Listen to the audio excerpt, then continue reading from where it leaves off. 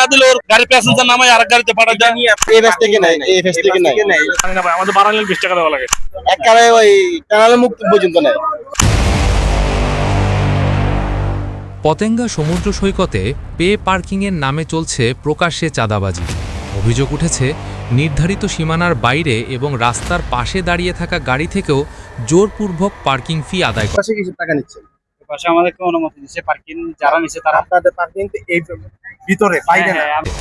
এখানে কি 20 টাকা কিসের? তুই জানিস না কিসের? তারা আসছে, আমি 20 টাকা দিয়ে চলে গেছি। এই পাশেও নাই, জিজ্ঞেস করছি যে ওরা বলছে যে তুই জানিস না কি জন্য নাই। কারণ জিজ্ঞাসা করলে দেওয়া হয় কর্তৃপক্ষের দোহাই। মালিকানা আমাকে অনুমতি দিচ্ছে, আমি টাকা নিচ্ছি। মালিকানা বলতে কে চালাচ্ছে?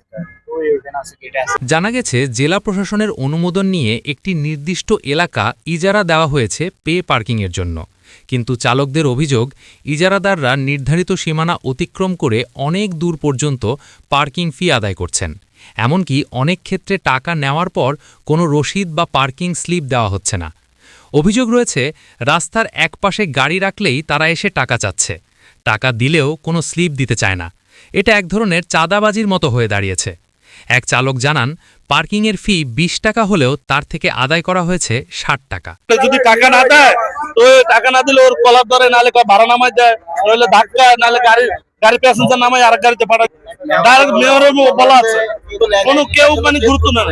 এই সিএনজি ড্রাইভাররা এই যে কিছুক্ষণ আগে এখান থেকে এক ড্রাইভারে 10 টাকা দিছে, মানবেই না।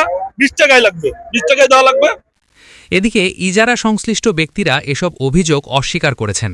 তাদের দাবি, তারা কেবল নির্ধারিত সীমানার ভেতরেই ফি আদায় করছেন এবং নিয়ম মেনেই সবকিছু পরিচালনা করছেন। সরকার যতটুকু আমাদের ইজারা দিচ্ছে অতটুকুর ভিতরে আমরা দায়বদ্ধ, তার বাইরে আমরা কোনো টাকা দিচ্ছি না এবং রিসিপ্ট ছাড়া কোনো টাকা নিচ্ছি না আমরা। সচেতন মহলের মতে পতেঙ্গার মতো একটি জনপ্রিয় পর্যটন এলাকায় এ ধরনের অনিয়ম পর্যটন খাতের উপর নেতিবাচক প্রভাব ফেলছে।